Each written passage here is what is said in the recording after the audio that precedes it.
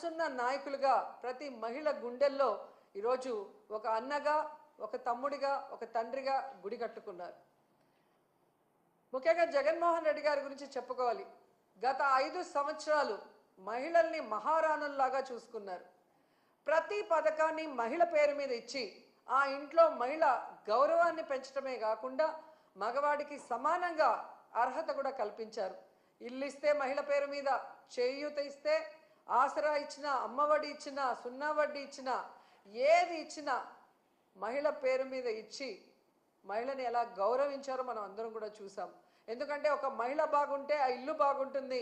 మహిళ చేతికి డబ్బు వెళ్తే అది సక్రమంగా ఆ కుటుంబం కోసం ఖర్చు చేస్తుంది అన్న నమ్మకంతో ఆయన ముందుకు వెళ్ళటం, అది నిజంగా 100% మన మహిళలు కూడా సద్వినియోగం చేసుకోవడం మనం కళ్ళారా చూసాం.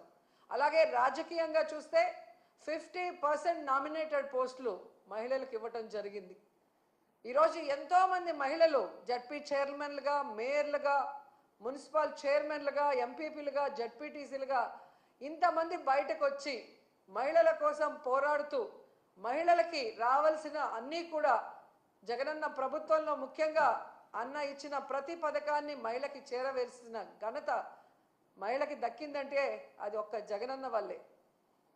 అలా ప్రతిదీ కూడా జగనన్న సహాయ సహకారాలతో మహిళలు తమ చుట్టూ ఉన్న మహిళల్ని ఏ విధంగా సాధికారత దిశగా నడిపించారో మనం కళ్ళారా చూసాం. అలాంటి మహిళలకి ఈరోజు తమకు ఒక సమస్య వచ్చినా, ప్రభుత్వం తమకు మోసం చేసినా ఎక్కడికి వెళ్ళి చెప్పుకోవాలి, ఏం చెప్పుకోవాలో కూడా తెలియని పరిస్థితికి భయభ్రాంతుల్ని గురి చేశారు.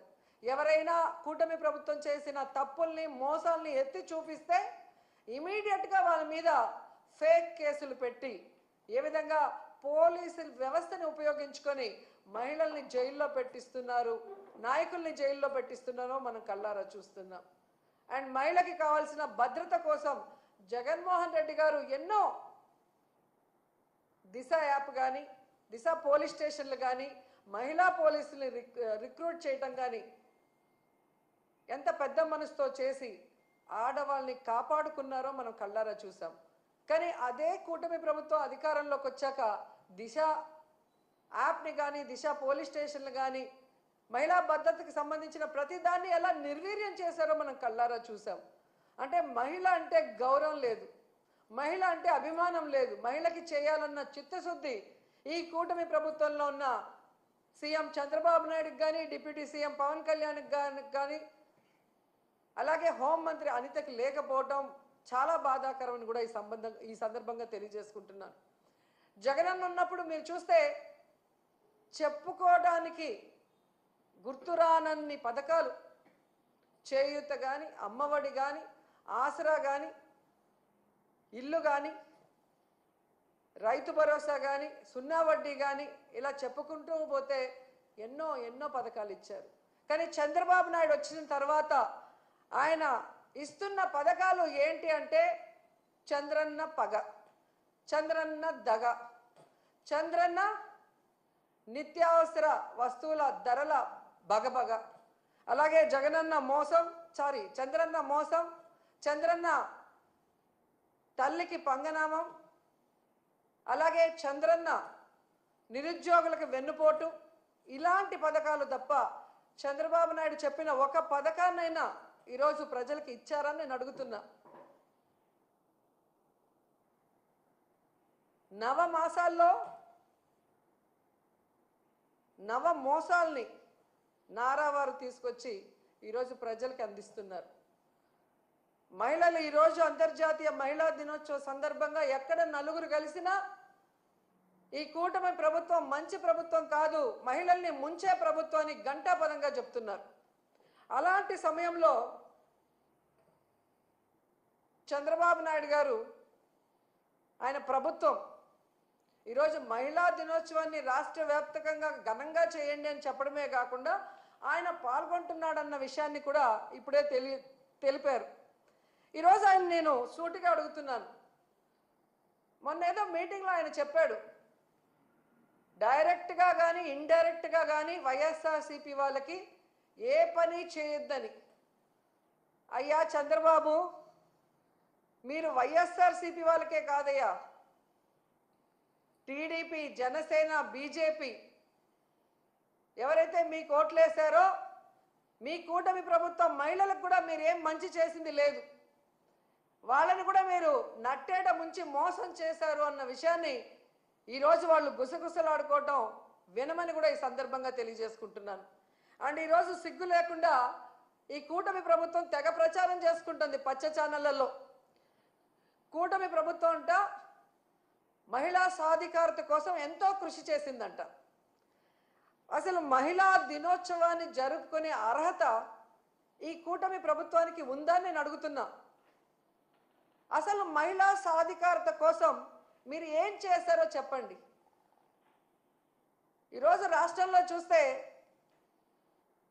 ప్రతి గంటకి 70 మంది, ప్రతి రోజుకి 70 మంది మహిళలు, వృద్ధులు, చిన్నపిల్లల మీద అఘాయిత్యాలు జరుగుతున్నాయి. గంటకి 3 మీద మీ పోలీస్ రికార్డ్సే చెప్తున్నాయి. ఇదేనా మహిళా సాధికారత? మహిళలు రాజకీయంగా ఎదగాలని జగన్మోహన్ రెడ్డి గారు ఇచ్చిన 50% రిజర్వేషన్ని మహిళలకి ఎత్తేశారు మీరు. ఇదేనా మహిళా సాధికారత? మహిళల రక్షణ కోసం దిశ యాప్, దిశ పోలీస్ స్టేషన్లు, మహిళా పోలీసుల్ని తీసుకొస్తే వాటిని మీరు ఎత్తేసి ఈరోజు దీన్నే మహిళా సాధికారత అంటారని అడుగుతున్నాను. ఎంత సిగ్గుచేటంటే ఈరోజు 6 ఏళ్ల నుండి 60 ఏళ్ల వరకు అందరు మహిళల్ని మోసం చేశారు. ఇదేనా మహిళా సాధికారత? దాదాపుగా 50,000కు పైగా బెల్ట్ షాపులు పెట్టి ఈరోజు ఆడవాళ్ల పసుపు కుంకాలతో చెలగాట మాడుతున్నావు చంద్రబాబు నాయుడు. ఇదేనా మహిళా సాధికారత? అలాగే మీరు చూస్తే తల్లికి వందనం పథకం పెట్టి గత బడ్జెట్లోనూ ఈ బడ్జెట్లోనూ డబ్బులైతే కేటాయిస్తున్నారు, కానీ తల్లికి పంగనామాలు పెట్టడం తప్ప తల్లికి వందనం ఇవ్వని మీరు ఇదే మహిళా సాధికారత అని ప్రచారం చేసుకుంటున్నారా?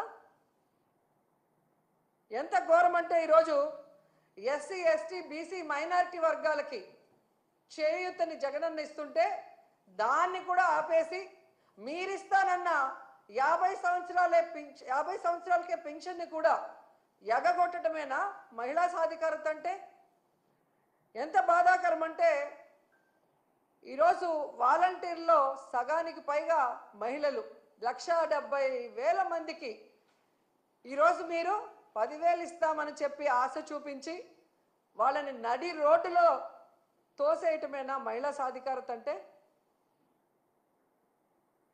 ఎంత బాధాకరం అంటే అసలు ఈరోజు నిరుద్యోగ మహిళలు ఉద్యోగం వస్తుంది లేదా నిరుద్యోగ వృత్తి 3,000 వస్తుందని ఎదురు చూసిన వాళ్ళని వెన్నుపోటు పొడవటమేనా మహిళా సాధికారత అంటే?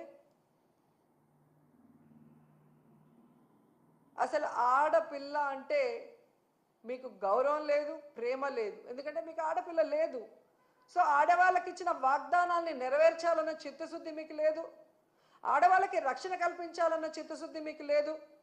ఆడవాళ్ళని అభివృద్ధిలోకి తీసుకురావాలన్న చిత్తశుద్ధి మీకు లేకపోవడం అనేది ఈ రాష్ట్రంలో ఉన్న మహిళలకి దురదృష్టంగా మారిందని కూడా ఈ సందర్భంగా తెలియజేసుకుంటున్నా.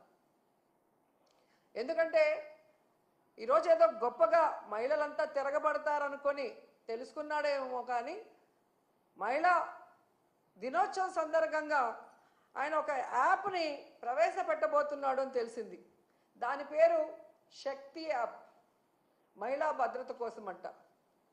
సంతోషం, కనీసం నీకు కొత్త ఆలోచన రాకపోయినా జగన్మోహన్ రెడ్డి గారి ఆలోచనని కాపీ కొట్టి ఈరోజు పేరు మార్చైనా పెడుతున్నందుకు సంతోషం. కానీ పేరుతో సరిదిద్దద్దండి, దాన్ని సక్రమంగా ఇంప్లిమెంట్ చేసి మహిళా పోలీస్ స్టేషన్లని దిశ యాప్ ఉపయోగించి అలాగే మహిళా పోలీసులు ఉపయోగించి మహిళల్ని రక్షించే విధంగా ముందుకు వెళ్ళండి.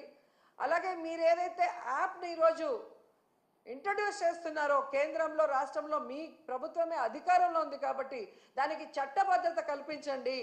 అప్పుడే మహిళలకి పరిపూర్ణమైన భద్రత కలుగుతుందని కూడా చంద్రబాబు నాయుడుకి సూచిస్తున్నాం. ఎందుకంటే ఈరోజు మీరు చూస్తే ఇంతవరకు జరిగిన ఏ క్యాబినెట్లో కూడా చంద్రబాబు నాయుడు గారు లేదా ఆయన యొక్క క్యాబినెట్ మహిళా భద్రత గురించి ఏ రోజు కూడా చర్చించలేదు. కానీ వ్యాపారులకి, మద్యం వ్యాపారులకి కమిషన్ పెంచడానికి వాళ్ళు క్యాబినెట్లో డిస్కస్ చేశారు అంటే ఎంత సిగ్గుచేటో ఒకసారి ఆలోచించండి. ఎందుకంటే ఈ మద్యం, గంజాయి, డ్రగ్స్ వల్ల